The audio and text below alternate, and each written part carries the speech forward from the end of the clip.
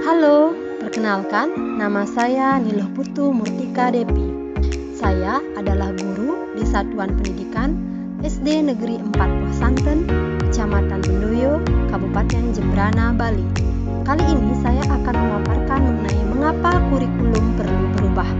Ini merupakan bentuk aksi nyata saya pada platform Merdeka Mengajar.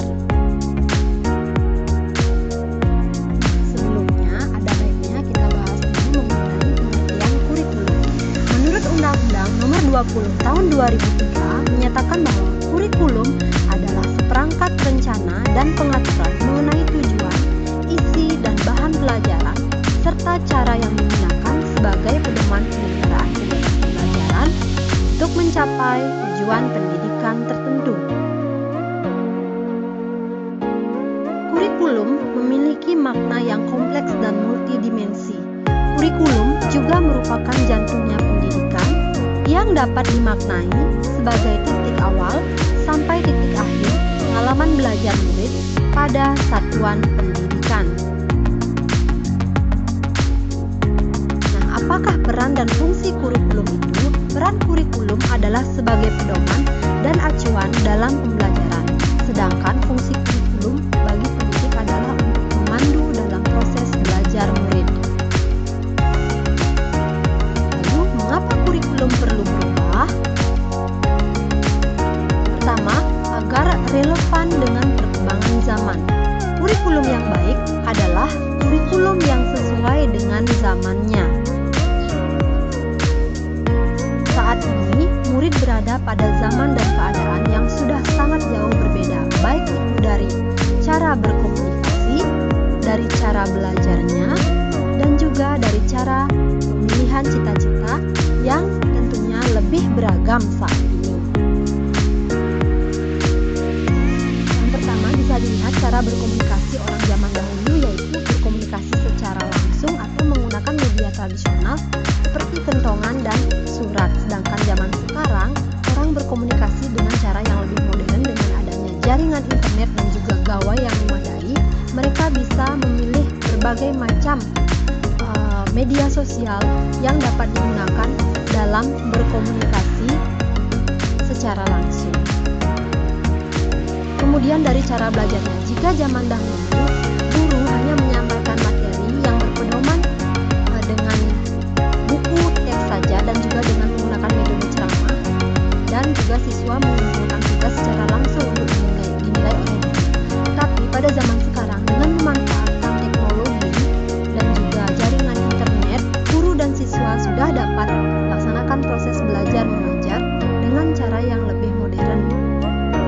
Kemudian pemilihan cita-cita. Kalau pada zaman dahulu anak-anak memilih cita-citanya, yaitu ada yang menjadi polisi, dokter ataupun guru, atau menjadi pegawai kantoran.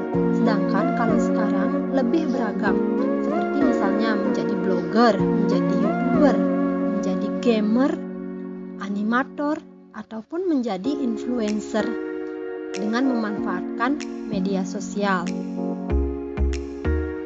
Nah, yang kedua, agar dapat memenuhi kebutuhan belajar murid. Kurikulum harus bersifat dinamis dan terus dikembangkan atau diadaptasi sesuai konteks dan karakteristik murid demi membangun kompetensi yang sesuai dengan kebutuhan anak didik baik sekarang maupun di masa depan.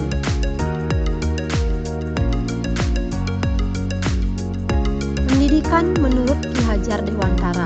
Maksud pendidikan adalah menuntun segala kekuatan kodrat yang ada pada anak-anak agar mereka dapat mencapai keselamatan dan kebahagiaan yang setinggi-tingginya baik sebagai manusia maupun sebagai anggota masyarakat. Kurikulum dirancang untuk murid, artinya murid menjadi acuan atau rujukan dari pengembangan kurikulum itu sendiri. Hal ini sesuai dengan proyeksi pendidikan dari OECD 2030, yaitu pada bidang kognitif, sikap dan psikomotorik, tapi juga memiliki value atau nilai. Dalam hal ini, kualitas literasi, numerasi, kesehatan mental, sosial, emosional murid merupakan fondasi atau prasyarat yang sangat diperlukan oleh murid. Yang ketiga, agar dapat menjadikan generasi yang cemerlang, yang berkompetensi secara lokal, nasional, dan global di masa kini dan masa yang akan datang.